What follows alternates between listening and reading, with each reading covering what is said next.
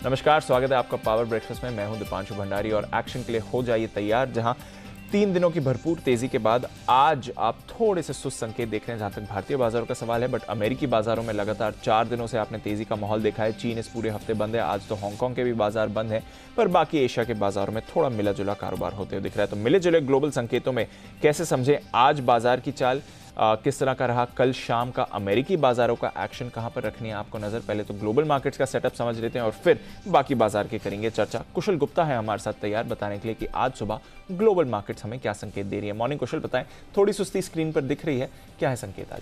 बिल्कुल, और सुस्त संकेत ही हैं। ग्लोबल बाजारों से मिले जुले संकेत जो है हमें कल के सत्र में देखने को मिले, और खासकर आप अमेरिकी बाजार पर देखिए।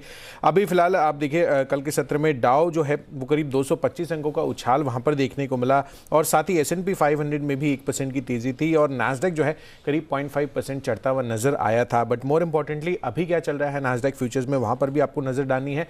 बट यहाँ पर आप देखिए इनफैक्ट जो स्मॉल कैप और मिड कैप है वहां पर आपको थोड़ा सा दबाव आता हुआ नजर आया। करीब 1% की गिरावट रसल 2000 इंडेक्स में आती हुई नजर आई।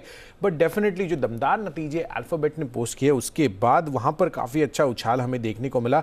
But more importantly after market आज मेटा यानी कि जो फेसबुक ड्राइव करती है, वहां पर उनके जो नंबर्स थे वो अनुमान से काफी बड़ा मिस हुआ, वहां पर आता हुआ नजर आया था, और इसी वजह से पोस्ट मार्केट ट्रेडिंग में करीब 21% नीचे जो है मेटा ट्रेड करता हुआ नजर आया, और इसी वजह से नास्डैक फ्यूचर्स में आप अभी दबाव देख रहे हैं। तो डेफिनेटली इसका जो इंपैक्ट है आज देखना होगा कि अमेरिकी बाजार जब खुलेंगे तो मेटा का रिएक्शन जो है एक्चुअल में कैसा आता हुआ नजर आता है। बट डेफिनेटली जिस तरह के नंबर से बड़ा इंपैक्ट आता हुआ दिख सकता है ओवरऑल नास्डैक के बाजारों में। इनफैक्ट अगर आप देखें तो मुनाफा अनुमान से कम आता हुआ दिखा था, और गाइडेंस से भी बाजार जो है वो निराश होता हुआ नजर आया। और साथ साथ ट्विटर और स्नैप के शेयर्स भी पोस्ट मार्केट ट्रेडिंग में फिसलते हुए दिखे थे, और आज होंगे अमेजॉन के नतीजे जारी। तो ऑल इंपॉर्टेंट यहाँ पर भी आपको बड़ा फोकस रखना है, और आज साप्ताहिक बेरोजगारी के दावों पर नज़र भी हमारी बनी रहेगी, तो यहाँ पर भी हमारा फोकस रहेगा। मोर इंपॉर्टेंटली साथ साथ यूरोपियन बाजारों से तो मिले जुले संकेत थे वो थे ही, पर ओपेक की जो बैठक हुई थी वहाँ पर किस तरह के जो संकेत हैं निकल कर आ रहे हैं। आप देखिए बैठक खत्म तो हो गई थी, एंड वहाँ पर उत्पादन पॉलिसी में कोई भी बदलाव नहीं किया गया है। तो यहाँ पर हमारी नज़र बनी हुई थी कि जो एस्टिमेट्स है जो हम लगा कर चल रहे थे कि क्या ये बढ़ेंगे या यहाँ पर कटौती होगी, बट यहाँ पर कोई भी बदलाव नहीं किया गया है। तो आपको इसीलिए ओवरऑल कच्चे तेल की जो चाल है उस पर भी नज़र रखनी है। बट अमेरिकी बाजारों में नास्डैक पर किस तरह का आज ट्रेड देखने को मिलेगा ये काफ़ी इंपॉर्टेंट रहेगा। बिल्कुल, तो कल तो अल्फाबेट के नतीजों ने नास्डैक को संभाल लिया, पर जिस तरह के फेसबुक के नतीजे आए हैं पोस्ट मार्केट ट्रेडिंग में 20% से ज़्यादा की गिरावट, उसका इंपैक्ट डेफिनेटली आपको इस काउंटर पर बनते हुए देख सकता है। तो चलिए, इंटरेस्टिंग सेशन होना चाहिए आज शाम अमेरिकी बाजारों के लिए। आइए इससे पहले कि आगे बढ़ें एक बार देख लेते हैं कि कल शाम किस तरह का एक्शन आपने फंड्स की तरफ से आते हुए दिखा। हम देख रहे हैं लगातार एफआईज की सेलिंग है, पर 2 दिनों से सेलिंग थोड़ी थमती हुई दिखी है, और कल भी सेल फिगर ही आया कैश में, बट छोटा सेल फिगर आया करीब 184 करोड़ का, तो उतनी बड़ी सेलिंग नहीं थी। डोमेस्टिक फंड से सहारा मिला है, कल भी खरीदारी हुई है, बट अगेन छोटी खरीदारी हुई है, कुछ ऐसा बड़ा अमाउंट खरीदारी का आपने नहीं आते दिखा। अच्छी बात है, इंडेक्स फ्यूचर्स स्टॉक फ्यूचर्स दोनों में ही एफआईएस की तरफ से खरीदारी हुई है। इंडेक्स फ्यूचर्स में तो अच्छा खरीदारी का आंकड़ा आते हुए आपको दिखा है। तो आइए समझते हैं किस तरह का सेटअप है, क्या ये डेटा कह रहे हैं। बाजार के लिए वीकली एक्सपायरी भी है, इस सीरीज की पहली वीकली एक्सपायरी, तो काफी सारी चीजें जानना जरूरी है। जुड़ रहे हैं हमारे साथ जी बिजनेस के managing director Anil Singhvi.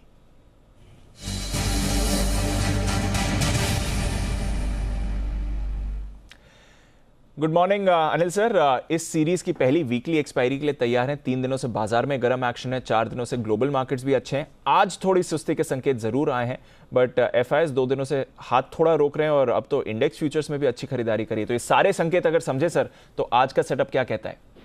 Good morning दीप, संकेत अच्छे हैं, कहीं कोई खराब ऐसे है नहीं।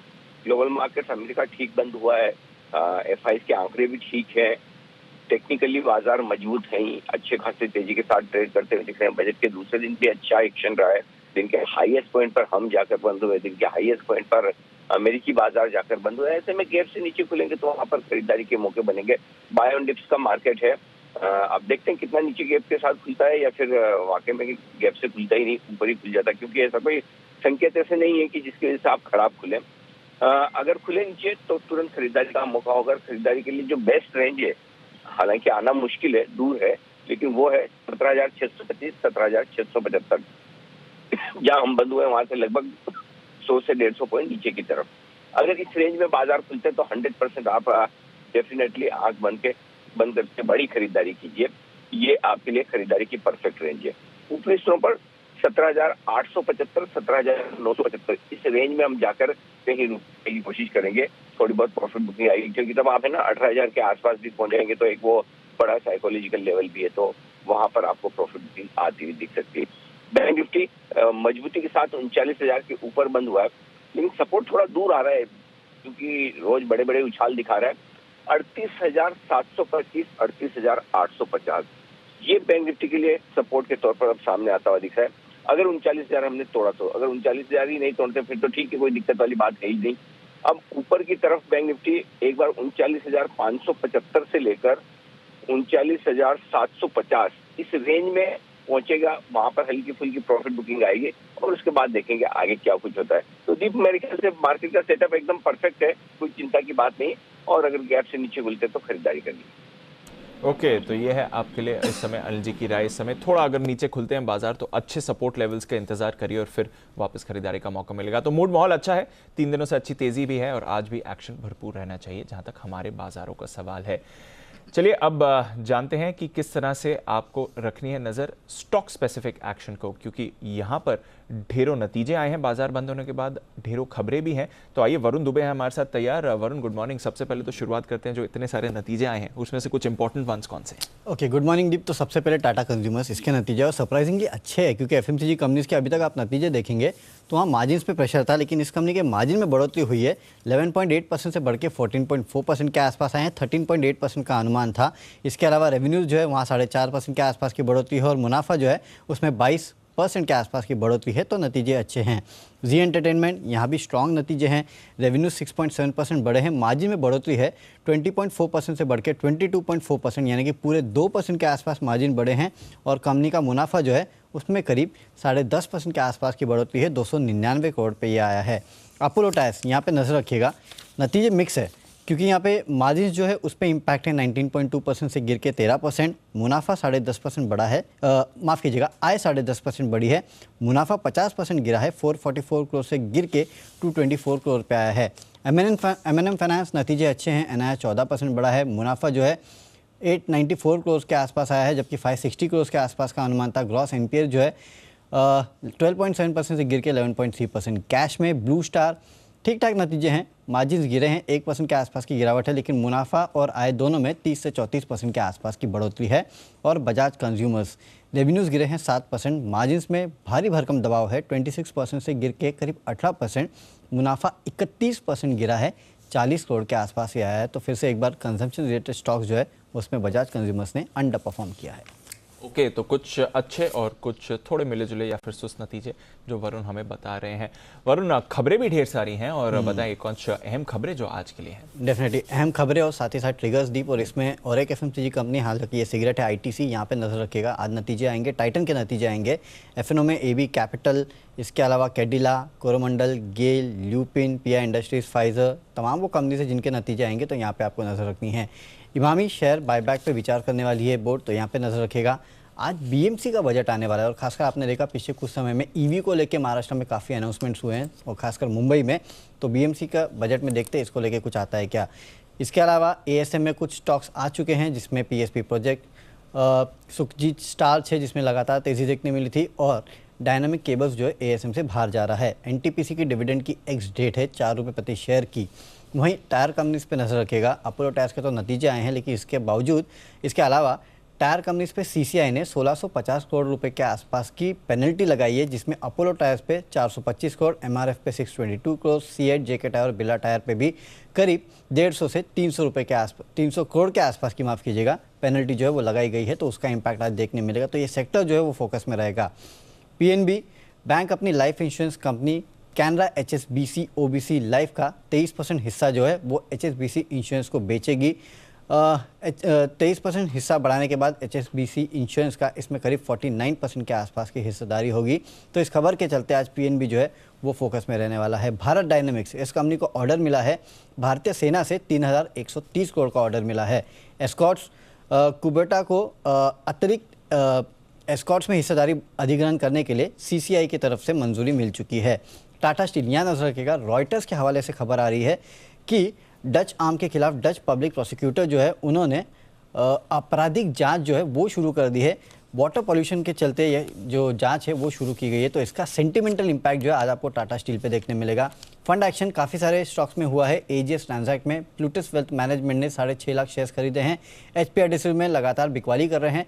AG डायनामिक फंड ने 1 लाख शेयर्स बेचे हैं। सिगाची में नेक्सस ग्लोबल अपॉर्चुनिटी फंड ने करीब 1,75,000 शेयर्स बेचे हैं। मुंजल शोभा में इनाम सिक्योरिटीज़ ने 1.7 लाख शेयर्स बेचे हैं। PI इंडस्ट्रीज़ में एक्सिस इक्विटी हाइब्रिड फंड ने 1 लाख शेयर खरीदे हैं। और टाटा कम्युनिकेशन में ईस्ट ब्रिज कैपिटल ने 13 लाख शेयर्स बेचे हैं। तो लंबी लिस्ट है उन स्टॉक्स की जहाँ पे फंड एक्शन हुआ है। तो काफ़ी ज़्यादा फंड एक्शन होते हुए दिखा है और टायर कंपनीज पर अब CCI ने पेनल्टी लगाई है, तो ये भी एक इंपॉर्टेंट खबर आपके लिए जहाँ पर आपको रखनी है नज़र। शुक्रिया वर, ये सारी खबरें और कुछ नतीजे हमें बताने के लिए। आइए, आज खबरों के लिहाज से तो काफ़ी स्टॉक्स एक्शन में रहेंगे, बट और भी कुछ स्टॉक्स हैं जहाँ पर आपको रखनी है नज़र। बढ़िया ट्रेडिंग कॉल्स हमारे एक्सपर्ट्स की तरफ से आपको बता देते हैं। सबसे पहले चॉइस ब्रोकिंग, सन टीवी पर है खरीदारी की राय, 507 के स्टॉप लॉस के साथ 538 का टारगेट यहां पर आप रख सकते हैं नजर। दूसरा स्टॉक है यूफ्लेक्स, जो आनंद राठी सिक्योरिटीज को पसंद है, यहां पर आप खरीदारी करके चलें। 505 का है स्टॉप लॉस और टारगेट होना चाहिए आपका 540 का। सेंट्रम ब्रोकिंग को पसंद है अपोलो हॉस्पिटल्स, और पिछले कुछ दिनों से ये काउंटर भी आपको मोमेंटम में आते हुए दिख रहा है, तो खरीदारी करके चलें अपोलो हॉस्पिटल्स पर। 4600 का लगाएं स्टॉप लॉस और टारगेट होगा आपका 4800 का। साथ ही REC भी इन्हें पसंद है, यहां पर भी आप खरीदारी करके चल सकते हैं। 139 के स्टॉप लॉस के साथ 148 का आपका होना चाहिए टारगेट। तो 4 बढ़िया बाय कॉल्स जहां पर आपको रखनी है बाजार के लिए नजर रखते हैं बाजार की बातों पर। और 3 दिनों से जबरदस्त एक्शन में रहा है, 3 दिनों से दिन की ऊंचाई पर बाजार बंद हो रहे हैं। आज वीकली एक्सपायरी पर इंडेक्स के लिए कौन से इंपॉर्टेंट लेवल्स हैं, कुछ और बेहतरीन ट्रेडिंग कॉल्स, इन सब के साथ जुड़ रहे हैं हमारे साथ हिमांशु गुप्ता साहब। हिमांशु जी, गुड मॉर्निंग। सबसे पहले तो इंडेक्स की ही करते हैं बात। थोड़े ग्लोबल मार्केट से इस समय सुस्त संकेत दिखा रहे हैं, बट 3 दिनों से भरपूर एक्शन रहा है। आज एक्सपायरी के लिहाज से इंडेक्स पर क्या इंपॉर्टेंट रहेगा? Very good morning to you Deepanshu ji. देखिए, क्लियरली हमने 2 दिनों में लगभग 500 से 600 पॉइंट का एक अपमूव वन वे निफ्टी में आता हुआ देखा। हमने देखा कि बजट के बाद एक डिप 17,200 की तरफ आया और वहां से हमने 17,800 तक के लेवल्स कल के सेशन में आते हुए देखे। मुझे लगता है वीकली एक्सपायरी है, ग्लोबल क्यूज थोड़े न्यूट्रल हैं, इसके चलते आज शायद एक कंसोलिडेशन इंडेक्स लेवल पर आता हुआ नजर आए।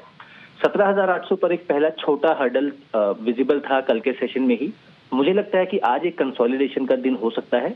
अनडाउटेडली ट्रेंड अभी भी अंडरलाइंग ट्रेंड तेजी का है। मुझे लगता है कोई भी डिप 17,680 17,700 के आसपास मिलता है, वो पहला सपोर्ट जोन है जहां पर खरीदारी करके चला जा सकता है। अपसाइड में 17,800 820 अपसाइड कैप रह सकती है। अगर 820 840 के ऊपर सेकंड हाफ में बाजार सस्टेन करता है तो अगला पड़ाव जो कि जिस लेवल की हम बात कर रहे हैं 17,900 17,950 की तरफ भी बाजार बढ़ता हुआ नजर आ सकता है। और 17,680 के नीचे 17,620 अगला लेवल है जहां पर नेक्स्ट सपोर्ट प्लेस्ड है। तो मुझे लगता है कि आज एक कंसोलिडेशन का दौर मिल सकता है जहां पर हमको लोअर लेवल्स पर खरीदारी करके चलने की सलाह रहेगी। सिमिलर लाइंस पर निफ्टी बैंक में क्लियरली दीपांशु जी एक अच्छी स्ट्रेंथ देखने को मिली है। हमने देखा कि PSU बैंक्स ने लीड किया और कल प्राइवेट सेक्टर बैंक्स की तरफ से भी एक पार्टिसिपेशन बढ़ता हुआ नजर आया। तो यहाँ पर भी निफ्टी बैंक में जैसे ही हमने 38,900 का लेवल कल पार किया, एक अच्छी तेजी वहां पर बनते हुए नजर आई।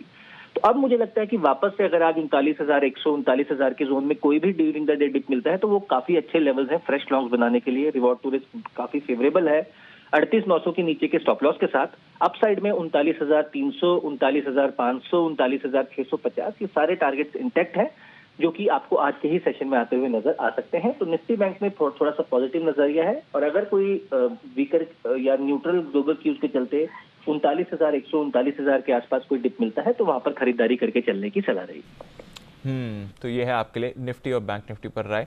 डिप्स मिले, अच्छे लेवल्स आए तो खरीदारी जरूर करके चलें, ये आपके लिए हिमांशु जी की सलाह है। 17,800 के पार जाने के लिए निफ्टी आज फिर से तैयार होते हुए दिख रहा है। हिमांशु जी बताएं, स्टॉक स्पेसिफिक कुछ ट्रेड्स आपके? तो दीपांशु जी, कल ड्यूरिंग द क्लोज हमने डाबर के नंबर्स के बाद FMCG स्टॉक्स में एक अच्छी खरीदारी आते हुए देखी। मुझे लगता है कि FMCG भी एक कंसोलिडेशन के बाद एक रिकवरी के लिए तैयार है। जैसा हमने बैंक्स कैपिटल गुड्स के बाद फार्मा में भी रिकवरी देखी, तो आज FMCG में एक अच्छी रिकवरी हो सकती है। तो मैं यहाँ पर हिंदुस्तान यूनिलीवर के साथ जाना चाहूंगा। मुझे लगता है कि यहाँ का चार्ट स्टॉक सेटअप काफी पॉजिटिव है, रिस्क रिवॉर्ड काफी फेवरेबल है। 2300 के स्टॉप लॉस के साथ हिंदुस्तान यूनिलीवर में खरीदारी करके चलने की सलाह है। 2360 तक के टारगेट्स यहाँ पर आते हुए नजर आ सकते हैं। जी दीपक। ओके, तो ये है आपके लिए हिंदुस्तान यूनिलीवर। हिमांशु जी, टाटा कंज्यूमर पर भी कोई राय देंगे, क्योंकि यहाँ पर भी दमदार नतीजे आते हुए दिखे, जैसे वरुण अभी बता रहे थे। तो अगर एफएमसीजी थीम है और नतीजों का भी अच्छा रिएक्शन है, तो टाटा कंज्यूमर पर कैसी मूव एक्सपेक्ट करें?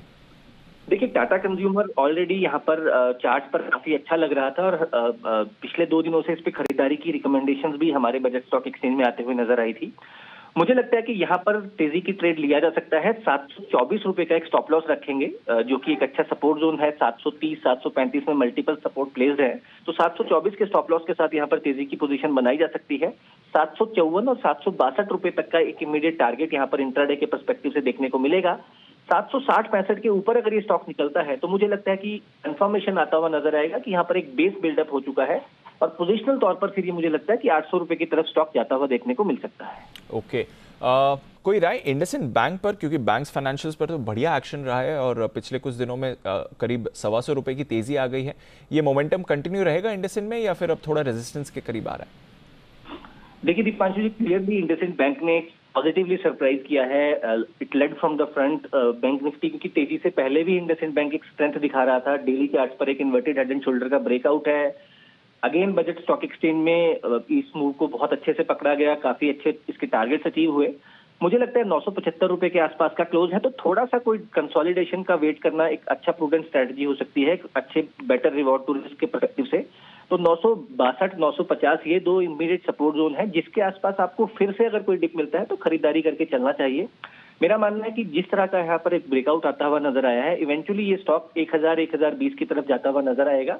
तो ट्रेंड अभी भी इंटैक्ट है। कोई माइल्ड पुल बैक्स अगर ड्यूरिंग द डे मिलते हैं तो खरीदारी करके चलने की सलाह है। ओके, तो ये है आपके लिए कुछ बेहतरीन कॉल्स और स्टॉक्स जहां पर रखनी है नज़र। शुक्रिया हिमांशु जी हमारे साथ जुड़ने के लिए और कुछ बढ़िया स्टॉक्स के बारे में हमें बताने के लिए। हल्का सा सुधार आपको एसजीएक्स निफ्टी में इस समय आते हुए दिख रहा है, तो निचले स्तरों से थोड़ा सुधर रहा है। वैसे कोई ज़्यादा भारी गिरावट है भी नहीं, क्योंकि थोड़ा अमेरिकी फ्यूचर्स में अब प्रेशर बनते हुए दिख रहा है 4 दिनों की तेज़ी के बाद, तो वो थोड़ा एसजीएक्स रिएक्ट कर रहा है। और एशिया से भी ज़्यादा संकेत नहीं आ रहे हैं, क्योंकि चीन पूरे हफ्ते बंद रहा है, पूरे हफ्ते बंद रहेगा। हांगकांग के बाजार भी आज बंद है। जापान में ऑफकोर्स थोड़ी सुस्ती देख रहे हैं, बट अगेन जापान के बाजार भी निचले स्तरों से हल्की सी रिकवरी दिखा रहे हैं। तो ऐसे कुछ खराब संकेत नहीं है, सुस्ती जरूर है। और क्योंकि वीकली एक्सपायरी का भी दिन है, 3 दिनों की बड़ी तेजी बनी है, तो इसलिए इस समय एसजीएक्स निफ्टी पर आप एक्शन नहीं देख रहे हैं। इंतजार कर रहा है कि एक बार भारतीय बाजार खुल जाए फिर ही रिएक्ट करेगा। ओपेक ने भी कच्चे तेल के उत्पादन में कोई बदलाव नहीं करा है, जो उनका प्लान हाइक है वही चलता रहेगा। तो फिलहाल कुछ ज़्यादा बड़ा मूव आपको वहाँ पर भी आते हुए नहीं दिख रहा है। पर कच्चा तेल तो आज फोकस में रहेगा ही ओपेक के एक्शन के बाद, पर उससे ज़्यादा कल जो गोल्ड और सिल्वर में रिबाउंड आया, वहाँ पर क्या स्ट्रैटेजी बनानी चाहिए? आइए आनंद राठी कमोडिटीज़ की तरफ से कुछ कॉल्स हमारे पास हैं जो मैं आपको बता देता हूँ।